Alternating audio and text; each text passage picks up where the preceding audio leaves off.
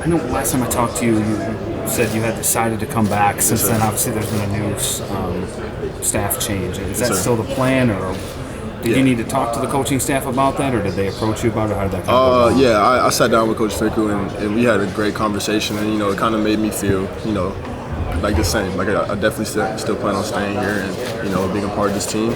And yeah, they sat me down, because I talked to you when Coach Leonard was that the whole situation, but Coach Fickle sat me down and we had a great conversation. And he sat me and Bray down actually. We had some good combos. So yeah.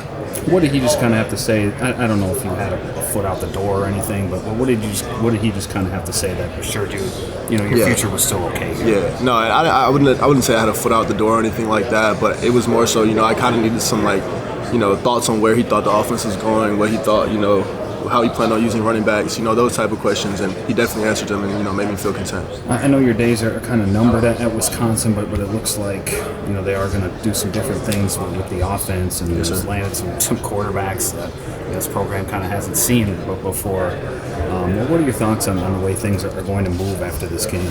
Yeah, I think it's a kind of look into the future.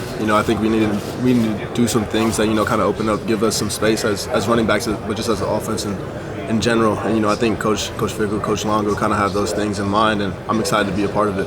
Things maybe change for you specifically after this game in terms of what you're going to be asked, if you guys have gotten in deep into it at all. Yeah, I wouldn't say we kind of dived into that just yet because we kind of been just focusing on, winning this game and, preparing to win this game. So we kind of haven't dived into that, but, we kind of have looked into a little bit what we got going on next year. Have you met with Coach Longo yet? Yes, sir. Okay.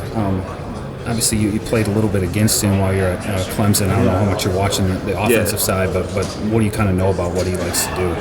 I think a bunch of people are kind of caught up on this air raid, but he runs the ball a lot. I know last year actually, I believe 2 years ago, they had two running backs go for over a bunch of yards. They had a game where they had 500 yards rushing. So me and Bray kind of saw that, and we're like, look, I think that we can do the same thing. And then you guys are going to have a different quarterback on Tuesday. Whether it's Chase or whether it's Miles, what have you just kind of seen from both of them that, as they kind of try and lead this offense now? Yeah, and I think they're both capable, and, I think they're both going to get opportunities, but, I'm just excited for those guys to kind of, put it together and show that they can be leaders as well.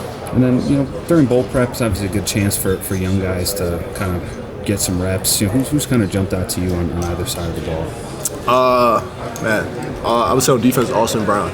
Austin Brown's a kid. I think he's putting it together, and he's super fast, super explosive. I think he's going to be a player for sure.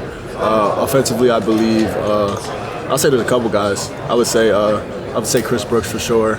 I think he's going to be a big time player, and I would also say I would say Joe Brunner, or I was going to say Riley Mullen, but he's not a young guy. But I'd say Joe Brunner.